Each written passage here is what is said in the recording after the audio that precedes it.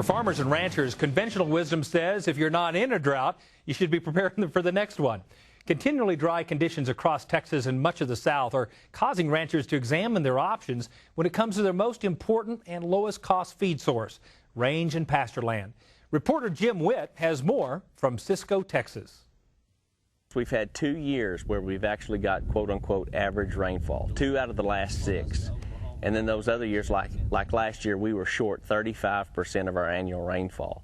And what kills us, especially around here, is really when we get the rains are just so crucial.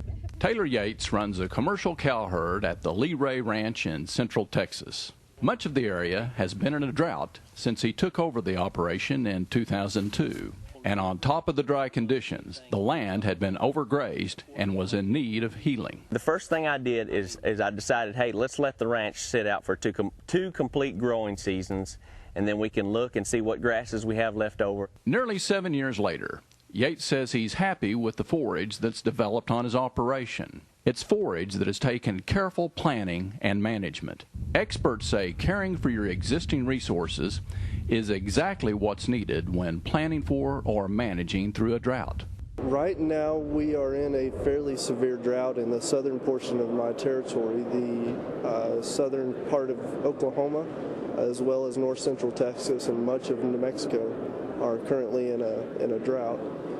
We do feel like the March rainfall and April rainfall will bring us out of that, and we'll be back to a productive ecosystem. However, we do have to have quite a bit of precipitation before we get out of that drought right now. Chad Cummings works as a field scientist for Dow AgroSciences.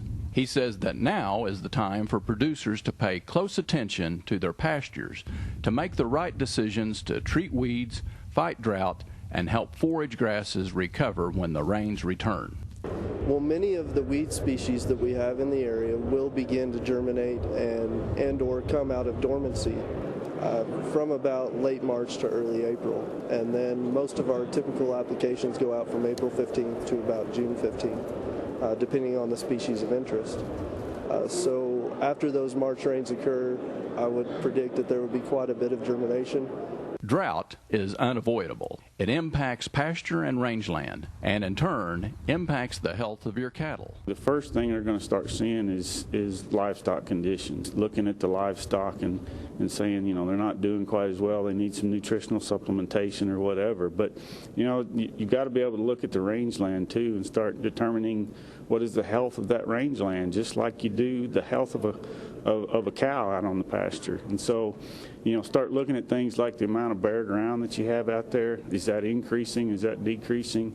You know, the pedestaling of plants and things from erosion increases. We can have erosion even in a drought. That on top of, you know, just the health of the plants. Are they growing? Are they not? Just lots of things to look at in terms of, you know, the health of the rangeland. Charles Hart works as an extension range specialist at the Texas AgriLife Extension Service. Hart spends his days consulting with cattlemen about issues ranging from weed and brush control to drought management. He says that whether or not you're in a drought, every growing season matters. I think you've got to start looking to the future, and we didn't have a lot of grass production this last year.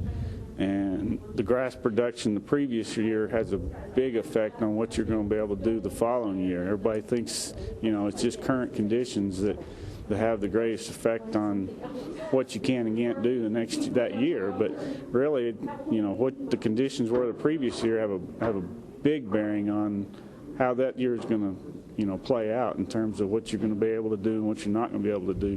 Droughts are an inevitable part of every ecosystem, and something Hart says producers need to prepare for. If you're locked in to a certain stocking rate and you don't have any flexibility, you're basically built for failure. Droughts are a major part of every environment, and so you've got to build that in to your management plan ahead of time, and if you don't, you're structuring for failure. Experts say a good measure of your progress is if you see a decrease in the number of undesirable annual grasses on your land and an increase in the number of desirable perennial grasses. Generally, the more perennial grasses, the better the condition of your grasslands. Improving your grazing resource is a process the experts at Dow AgroSciences can help with.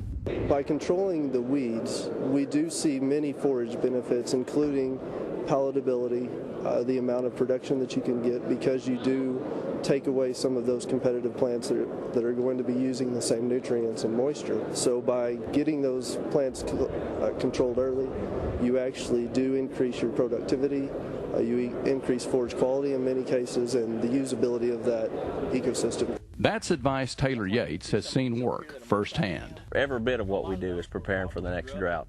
You know, like the old timers say, you're either in a drought or getting ready for one. So we've, like I said, we just enjoy when we have a wet year. We're just thankful and glad to see something growing, and you never know whether you're going to need that grass next year or the year after. Grass is the basis or the foundation of the ranch, and if we don't take care of that, then it's not going to be around, and it's not going to sustain us into the future. So, you know, and recovery from drought is just as important, if not more important, and the speed of that recovery is going to be directly related to how you prepared for and how you went into that drought, and how you manage not only during the drought but before the drought. And Yates knows that planning for the future is what matters for his operations' bottom line. My long-term goal is simple.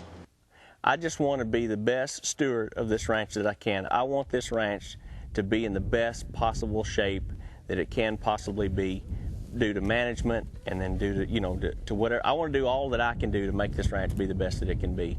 Reporting from Cisco, Texas, I'm Jim Witt for NCBA's Cattleman to Cattleman. The experts at Dow AgroSciences are always standing by ready to help. For more information on pasture and rangeland management in drought conditions, visit us at cattlemantocattleman.org.